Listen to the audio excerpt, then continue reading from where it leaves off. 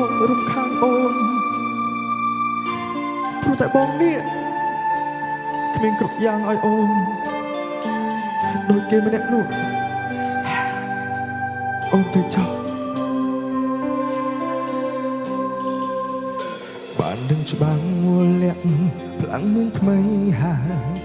យនឹងឡើងចិត្តអើយនៅនឹកដល់នាងត្បិតយើងធ្លាប់ជាសង្សារនឹងគ្នាម៉ែតែពេលនាងបានបដូរផ្លាំងអងទៅហើយព្រមអូនសម្រេចចិត្តជ្រើសរូបគេ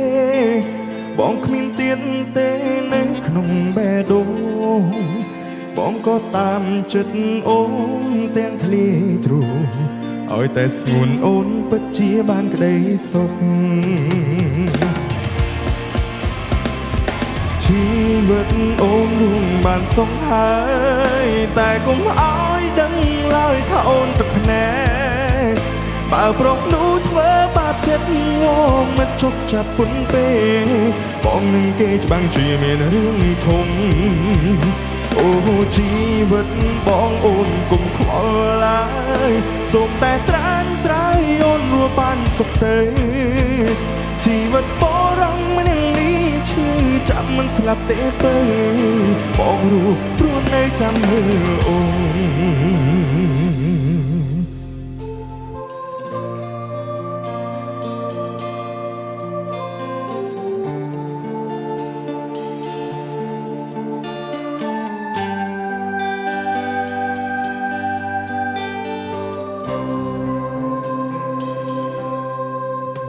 បានដឹងច្បាស់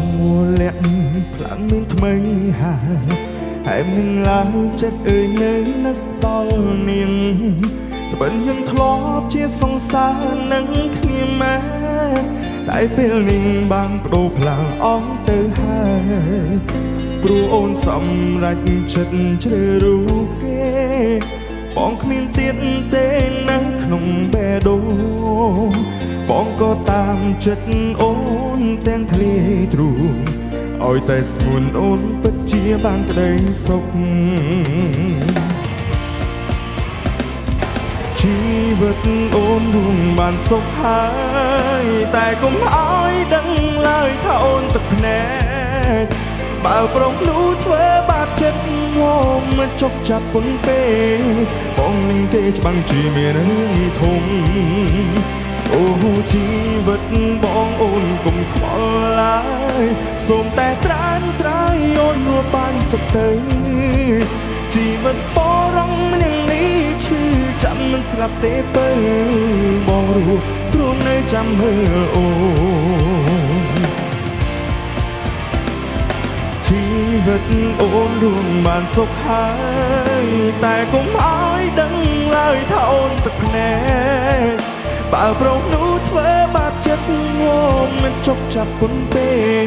បងនឹងគេច្បាំងជាមានរឿងធំអូជីវិតបងអូនកុំខ្វល់ឡើយសូមតែត្រាញត្រាយអូនរស់បានសុខទៅជីវិតបរងម្នាក់នេះឈឺចាំមិនស្លាប់ទេទៅ